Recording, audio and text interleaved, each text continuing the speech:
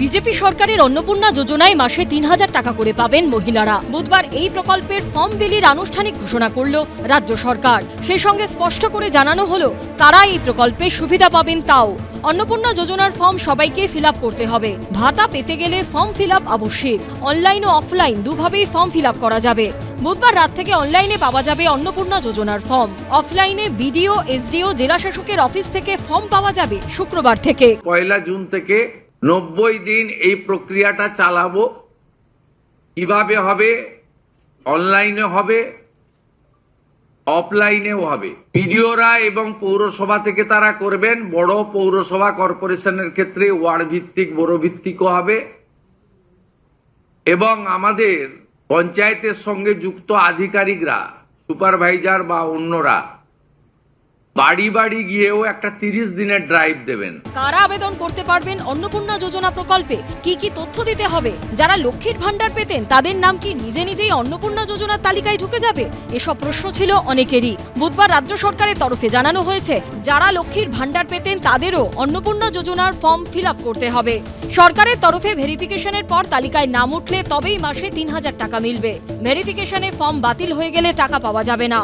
যেমন যেমন এনরোলমেন্ট হয়ে যাবে, ভেরিফিকেশন হয়ে যাবে, তারা অটোমেটিক কোর্সে লক্ষ্মীর ভান্ডার থেকে অন্নপূর্ণা যোজনায় চলে যাবেন এবং লক্ষ্মীর ভান্ডার তাদের অফ হয়ে যাবে। ততক্ষণ লক্ষ্মীর ভান্ডারের যে সুবিধা তারা পাচ্ছেন সেই সুবিধা থেকে তারা বঞ্চিত হবেন না। ফর্মে উপভোক্তার ব্যাপারে বেশ কিছু তথ্য চাওয়া হয়েছে, যেমন পরিবার কি মাসিক রেশন তোলে, 3টির বেশি পাকা ঘর আছে কি, পরিবারের সব সদস্য মিলে মোট জমির পরিমাণ কত, পরিবারে কারো 4 চাকা গাড়ি আছে কি, স্বাস্থ্য বীমা আছে কি, পরিবারের সদস্যরা কি ধরনের কর্মসংস্থানের সঙ্গে যুক্ত। আমাদের সরকার অন্নপূর্ণা যোজনায় ৩,০০০ টাকাও দিতে চান এবং ফ্যামিলি ডাটাটাও সংগ্রহ করতে চান, কারণ আরো নানাবিধ কর্মসূচিতে আমরা এই পরিবারগুলিকে সহযোগিতা করতে চাই কেন্দ্র এবং রাজ্যের বিভিন্ন স্কিমে। রাজ্য সরকারের তরফে স্পষ্টই জানানো হয়েছে যে মহিলারা আয়কর দেন তারা অন্নপূর্ণা যোজনার সুবিধা পাবেন না। ভোটার তালিকায় যাদের নাম নেই তারাও অন্নপূর্ণা যোজনার টাকা পাবেন না। সিএতে যারা নাগরিকত্বের আবেদন করেছেন তারা ব্যতিক্রম। এসআইআর এ নাম বাদের পর যারা ট্রাইব্যুনালে আবেদন করেছেন তারা অন্নপূর্ণা যোজনার জন্য আবেদন করতে পারবেন।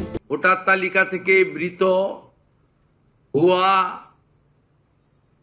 অভারতীয়,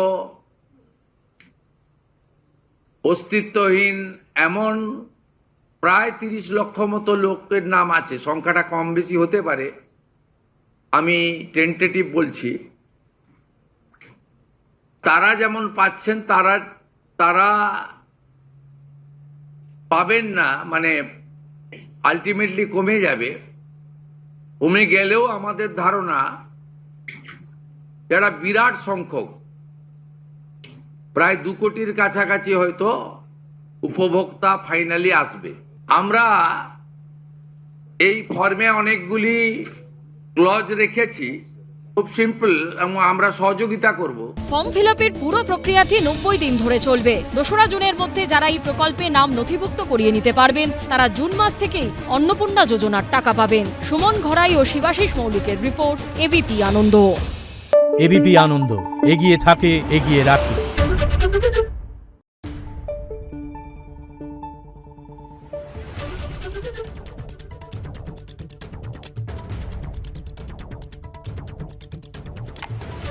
Thank you.